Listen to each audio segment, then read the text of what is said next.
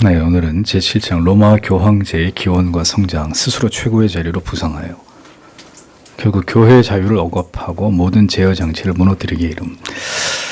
자, 여러분, 기독교 강요 전체에서요, 가장 좀 지루하고 이게 고대 교회사이기 때문에 굉장히 어려운, 지루하고 어려운 이런 부분들을 지나갑니다. 그래서 제가 오늘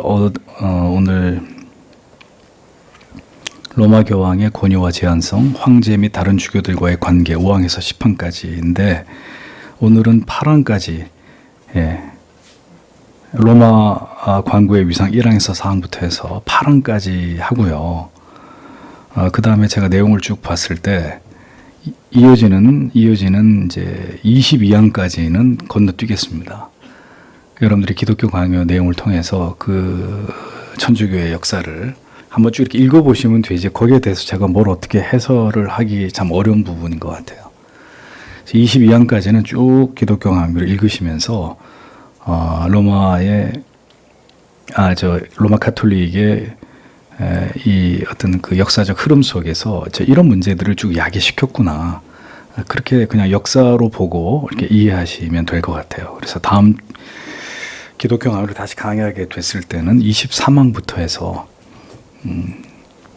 이제 여러분들 꼭 아셔야 될 교황제의 가장 큰 이제 문제점들을 파헤치는 그 부분으로 이렇게 건너뛰겠습니다. 그러니까 22항까지는 쭉 그냥 책을 읽으시면서 나름대로 이해하시면 되겠어요. 우리가 그 문제까지 그렇게 소소히 다 뭐 들여다볼 이유는 없을 것 같기 때문에 여러분들 그렇게 이해하시면 될 것 같습니다. 오늘은 고대 로마 관구의 위상 1항, 니케아와 에베소 공의회에서 로마 관구의 위상. 그러니까 이 여러 관구 가운데 로마의 관구를 점점 더 이렇게 강화시키고 높이면서 결국은 이제 로마 카톨릭이 로마를 중심으로 그 세력을, 교권을 공고히 하기 위해서 이제 어떤 역사 속에서 어떤 일들을 이렇게 이루어가면서 정치적으로 그 목적들을 이루어가기 위해서 어떤 흐름으로 갔느냐, 이제 그 얘기를 계속 하고 있는 거거든요. 굉장히 지루해요. 졸리실 수도 있어요. 그런데 어찌됐든 이 부분에 대해서 오늘은 해설을 하겠습니다. 그래서 이 부분에 적당한 성경 구절도 없어요. 기독교 강요 안에서. 그냥 이 부분을 해설하려고 합니다. 1항, 니케아와 에베소 공의회에서 로마 관구의 위상. 자, 로마 관구의 수익권은 주 325년에 열린 니케아 공의회의 법령 이후부터 나타나기 시작합니다. 그러니까 초대교회 4대 공의회가 있죠. 이거 여러분들 상식적으로 알고 계셔야 돼요. 니케아, 그 다음에 콘스탄티노플, 그 다음에 에베소, 칼케톤, 네 가지 공의회입니다. 이 회의들에서 결국 중요한 교리적 결정들이 이루어집니다. 어떤 것은 바른 것도 있고 어떤 건 잘못된 것도 있지만, 니케아 공의회는 총대 주교들 가운데 로마의 주교에게 최고의 상석을 부여하면서 도시의 교회들을 보살필 책임이 이제 그의 책임을 그에게 이름을 하죠. 그런데 이제 그것이 곧 그를 모든 교회의 머리로 세운 것은 아니었고, 그를 교회의 주요 지도자들 가운데 한 사람으로 세웠을 뿐입니다. 그러니까 처음부터 로마의 관구가 수익권을 갖지는 않았어요. 모두 그런 부분들 경계하고 그렇게 되지 않도록 부단히 노력을 했음에도 불구하고 이제 점점 그렇게 가게 되는 거거든요. 그래서 그 증거로 당시 로마 교회 주교였던 율리우스의 대리자들이 니케아 공의회에서 4번째 상석에 배치가 된단 말입니다. 그러니까 로마 관구가 가장 수위에 있었다면 가장 높은 상석에 위치했겠죠. 또 주 431년에 열린 에베소 공의회에서는 당시 로마의 교황이었던 칼케스타누스가 정치적 술수를 동원해서 로마 관구의 수익권을 보장받습니다. 이 회의에서 최초로 이제 마리아에 대해서 천주의 어머니 성모라는 호칭이 인증이 되죠. 당시 교황은 알렉산드리아 주교 키릴루스를 자기의 대리자로 지명을 했는데, 키릴루스가 에베소 공의회를 주재할 자였기 때문에 공의회를 주재할 자를 자기의 대리자로 교황이 임명을 했다. 당연히 그러니까 로마 주교가 최고의 상석을 차지했겠죠. 그러니까 이런 식으로 계속 이렇게 밀어붙이면서 의도대로 되어져 가는 이런 이제 그 정치적인 술수들을 동원했다는 겁니다. 주 449년에 열린 2차 에베소 공의회에서는 로마의 알렉산드리아의 총대 주교였던 디오스코로루스, 이름도 어려워요. 디오스코루스가 회의를 주재를 했는데 당시에 이제 레오 황제, 로마의 레오 황제의 사절단이 참석을 하고 있었습니다. 이 회의에서 448년 지역교회 회의에서 유티케스를 이단으로 규정하고 징계한 콘스탄티노플의 총대 주교 플라비아누스를 정죄를 합니다. 이 사람은 아무 잘못이 없는데 정죄하고 정죄한 이단 유티케스를 사면해주는 이런 잘못된 결정을 내리게 되죠. 로마의 교황 레오는 이 회의의 정당성을 인정하지 않았고 451년에 칼케톤 공의회를 통해서 바로 잡습니다. 유티케스를 이단으로 정죄하고 면직해버리고 449년에 열린 에베소 공의회를 그래서 강도 의회로 규정을 해버리고 무효로 선언을 해버리죠. 그러니까 이런 이제 역사적인 이런 일들이 계속 일어났던 겁니다. 그것을 경계하려고 하고 로마는 로마의 관구의 수익권을 동원해서 교황제를 앞세워서 이렇게 이걸 밀어붙이려고 하고 이런 이제 고대 교회 안에서도 이런 것에 대해서 이걸 경계하고 막으려고 하는 쪽과 그것을 이루어가려고 하는 쪽이 첨예하게 부딪히고 있었던 겁니다. 칼케톤, 콘스탄티노플, 카르타고, 아퀼레이아 공의회에서의 로마 관구의 위상. 451년에 열린 칼케톤 회의에서는 로마 황제의 양보로 로마 교회의 사절이 최고의 상석을 차지하게 됩니다. 그러니까 이런 걸 왜 알아야 돼요, 여러분들이? 이거 뭐 우리가 뭐 천주교, 우리 것도 지금 다 잘 모르는, 우리 종교교육사도 다 모르는 판인데. 그런데 분명히 칼빈은 이제 이 카톨릭을 벗겨내야 되잖아. 철저하게 카톨릭을 분쇄시키고 그들의 이 비성경적인 이런 모든 그들의 그 작태들을 고발해야 되기 때문에 사명감을 가지고 기독교 강요 안에 이 내용을 다뤘는데 수백 년 전 이야기고. 그래서 우리가 그걸 시시콜콜 다 살펴야 될 필요까지는 저는 없다고 판단이 되어서 뛰어넘는 겁니다. 자, 그런데 아무튼 그 이유는 이전에 회의를 주재한 동방교회 주교들이 악행을 범했기 때문에 새로운 의장이 회의를 주재할 필요가 있었기 때문입니다. 그래서 그 같은 이유로 로마 교황이 최고의 상석에 앉게 됐어요. 원래는 동방교회가 주도해야 되는 자리인데 문제가 많으니까 로마 교황을 그 자리에 앉힌 겁니다. 로마의 관구가 가장 높았기 때문이 아니라 일단 이제 여러 혼란과 어려움이 있기 때문에 유능하고 무게 있는 의장. 로마는 일단 로마라고 하는 그 지역적 특수성, 그 로마가 갖고 있는 어마어마한 백그라운드 이런 것 때문에 먹고 들어가는 거죠. 쉽게 말하면 다른 지역보다는. 그 이후에 이제 5차 콘스탄티노플 공의회에서도 카르타고 공의회나 아퀼레이아 공의회에서도 로마의 관구의 대표자들은 그다지 주도적이지 않았습니다. 그러니까 칼빈은 이 모든 것을 근거로 로마 관구의 위상은 이러한 공의회 가운데서도 처음에는 그다지 높은 것이 아니었다. 이런 것을 이제 변증하고 있는 것입니다. 자, 그래서 세 번째로 초기에는 로마 주교에 교만한 칭호들이 없었음. 이 부분입니다. 카르타고의 교부 키프리아누스 주교는 다른 주교들에 대해서 형제, 동료 주교, 동료 이런 이름을 이런 이름 외에는 사용한 적이 없어요. 그래서 자꾸 로마 관구를 중심으로 이상한 움직임이 만들어졌지. 보편적으로 다른 초대교회 안에서 이런 부분들이 충분히 이 힘 있는 교부들에 의해서 억제되고 이제 이런 상황이었는데. 이런 상황에서도 결국 이제 삐집고 나가면서 결국은 문제가 이제 일어나게 되는 거였거든요. 그러니까 카르타고 공의회에서도 어느 누구도 뭐 사제의 왕이다, 수석주교다 이런 호칭 절대로 사용하지 못하게 하고 오로지 수석 관구의 주교, 수석 관구의 주교라는 호칭만을 제한적으로 이렇게 사용하도록 허락을 했죠. 그러니까 참되고 순결함을 유지할 때에 교회는 생각해보세요. 형제라는 호칭 외에 뭐가 필요하겠어요? 형제, 형제, 자매.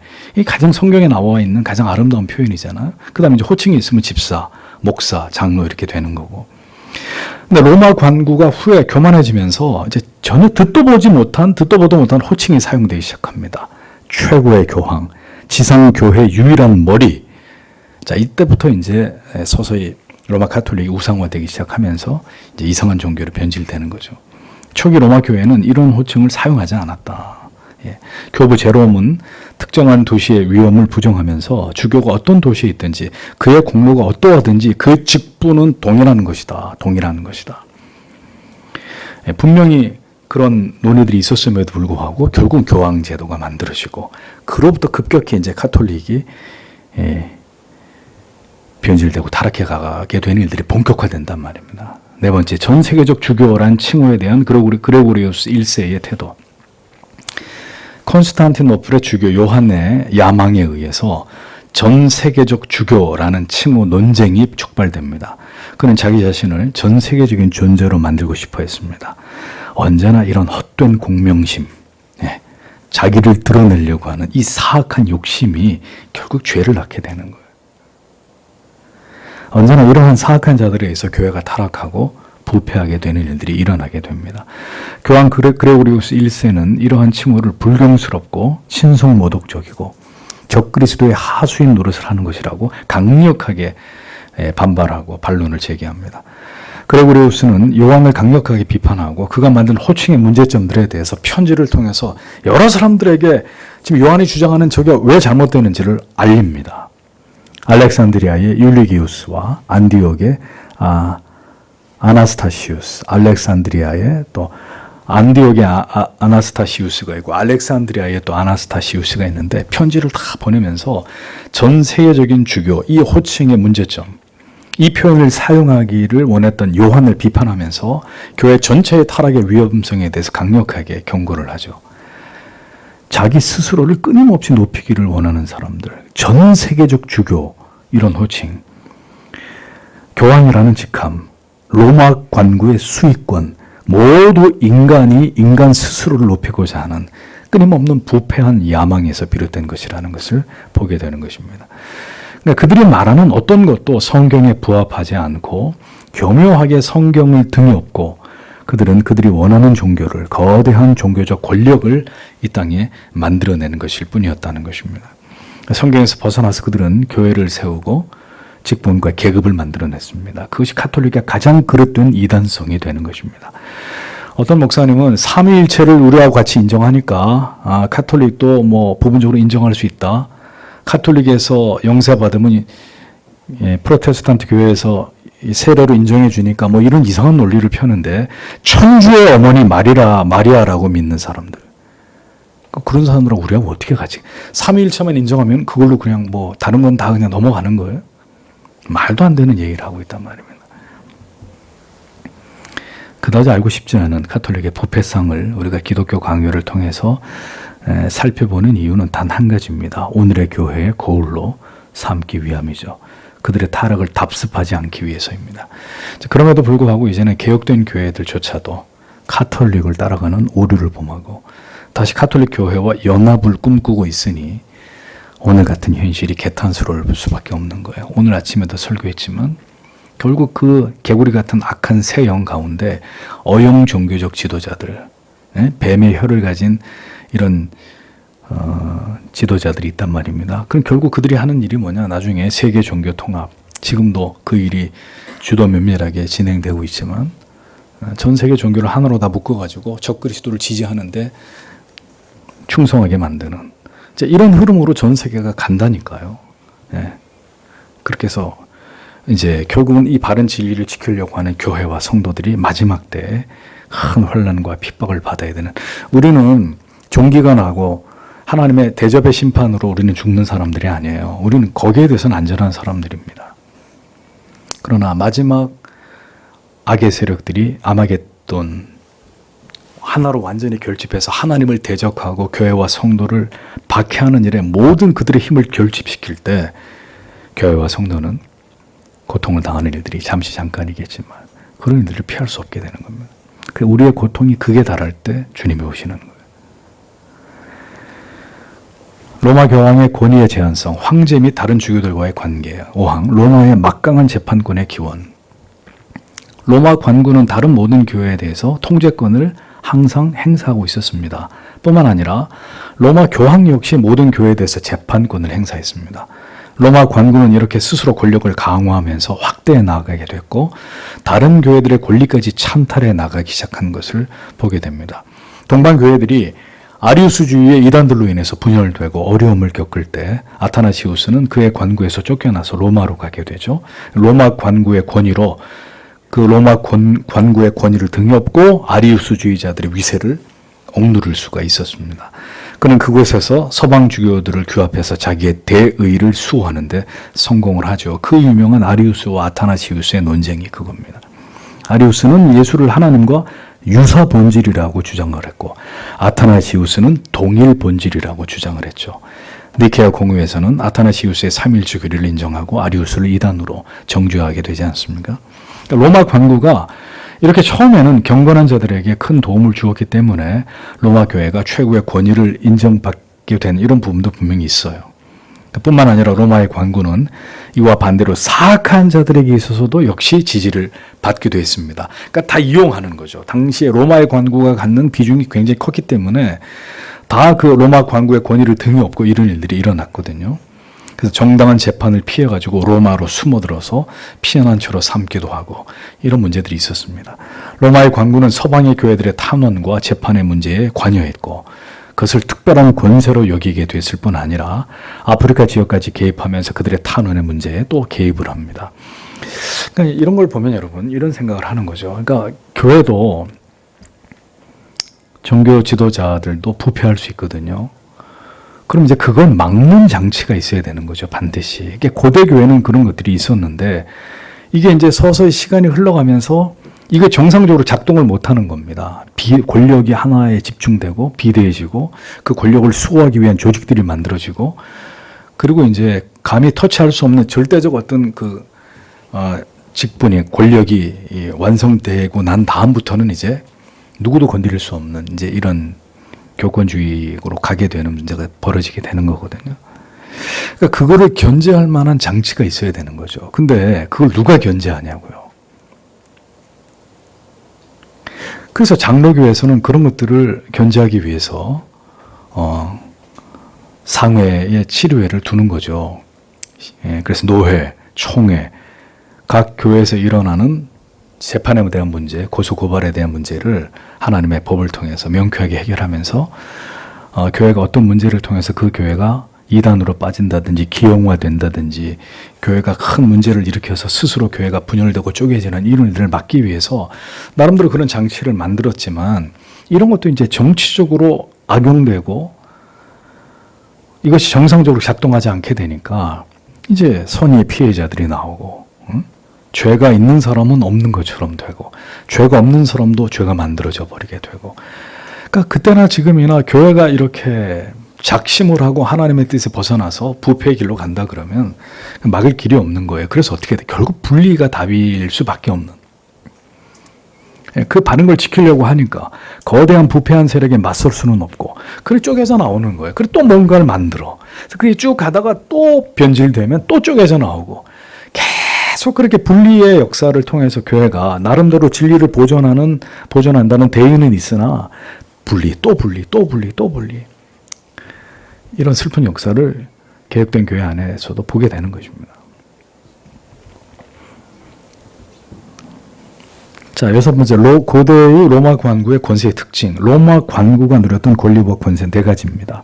주교를 임직하는 권한, 각종 공의회를 소집하는 권한, 상소를 청취하거나 재판하는 권한, 징계나 견책을 명하는 권한, 이런 것들이 있었습니다. 고대 공의회는 해당 시민들이 주교를 임직시키도록 명령을 했습니다.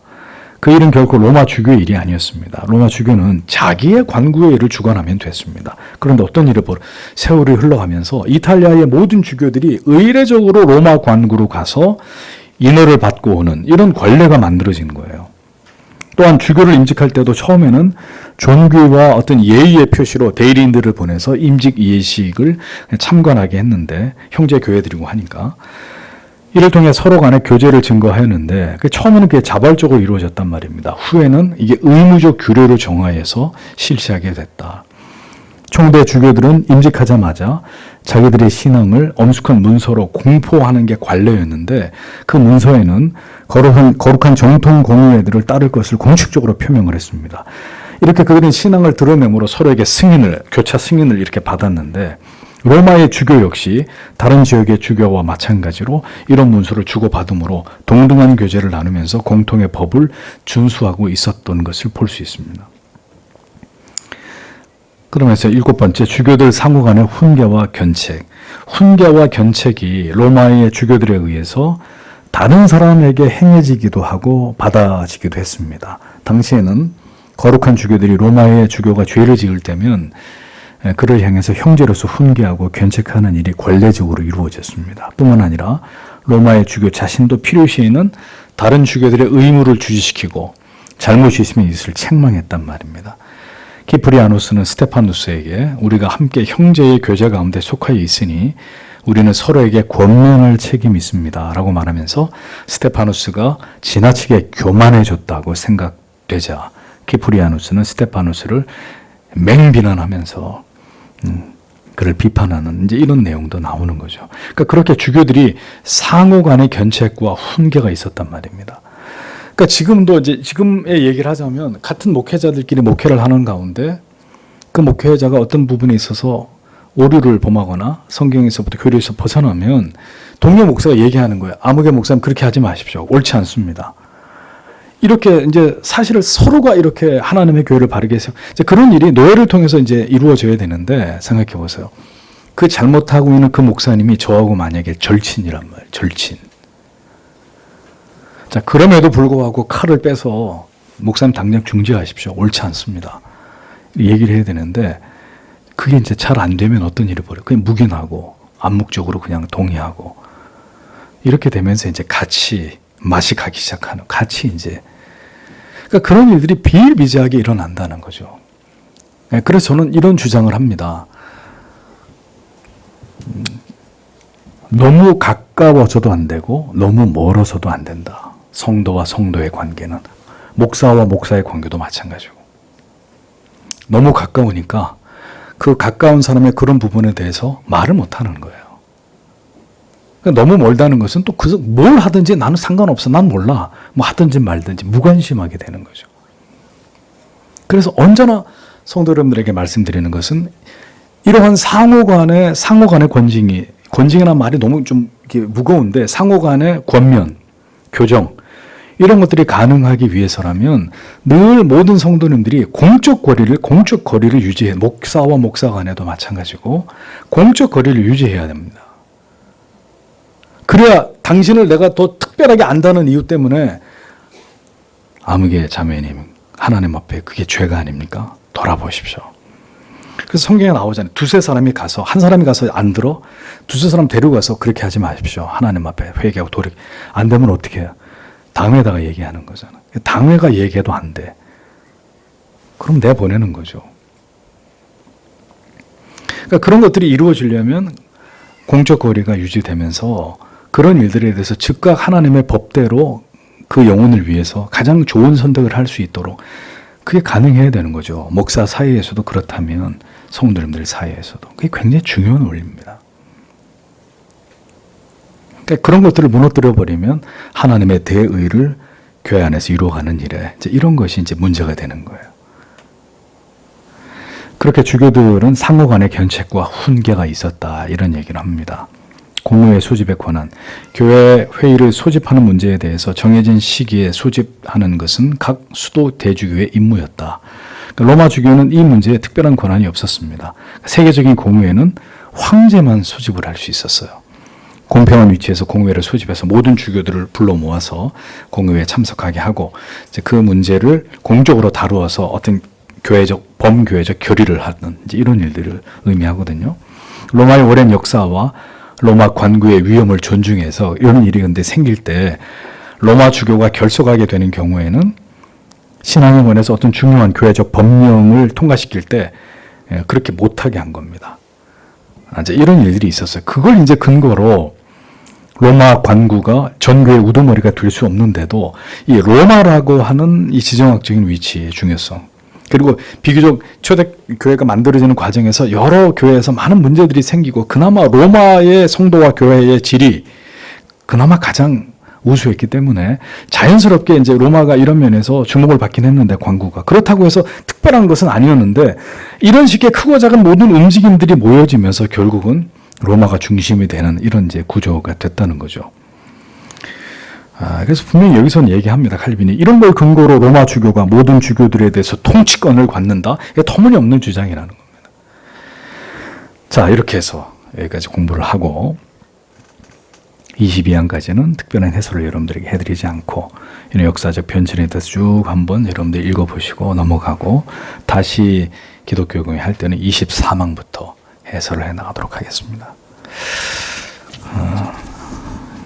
오늘도 우리에게 주신 하나님 말씀을 생각하면서 다 함께 기도하겠습니다.